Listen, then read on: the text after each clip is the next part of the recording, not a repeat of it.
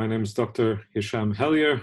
I'm a scholar at the Carnegie Endowment for International Peace in Washington, D.C., and I'm also a senior associate fellow at the Royal United Services Institute in London.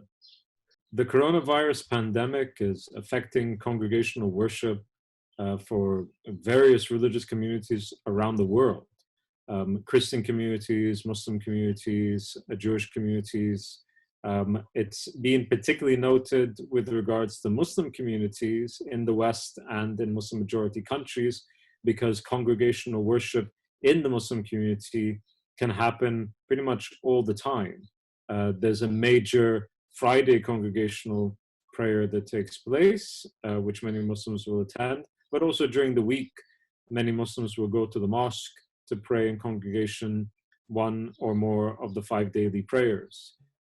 All of that has generally been restricted or suspended altogether, and hence you find that many of these communities are now encouraging their usual congregants to continue congregational prayer, but to do so at home. And within the Muslim tradition, there are many allowances for that.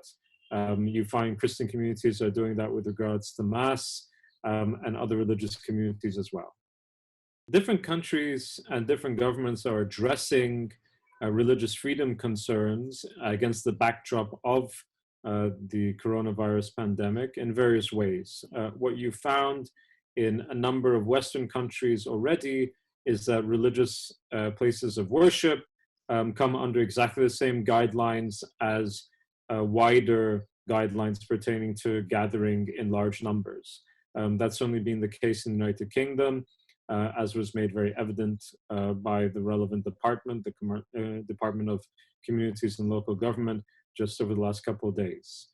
When it comes to other countries in other parts of the world, particularly within the Arab world, then governments have made it very clear that places of worship ought to suspend prayers within, and they justify this on public health grounds as well as on Islamic law grounds, because one of the most basic principles in Islamic law is the protection of life.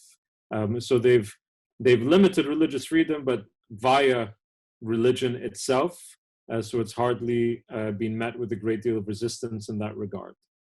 Religious communities over the past week or so in different parts of the world are grappling with the challenges coming out of the coronavirus pandemic in different ways.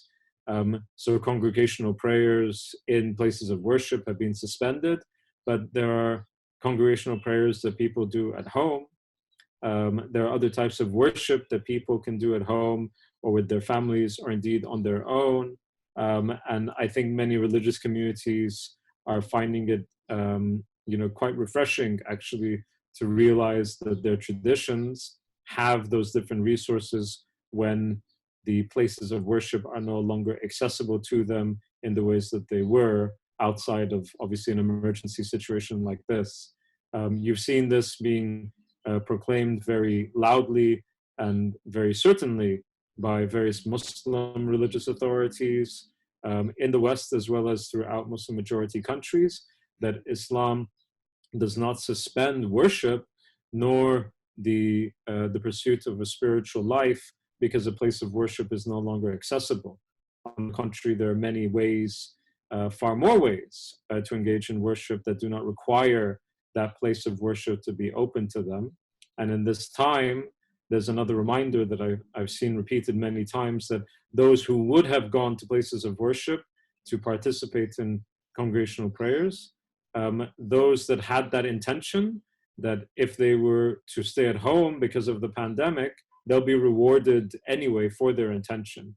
So the Islamic tradition, as well as many other religions, have these inbuilt sort of measures that address this type of pandemic anyway.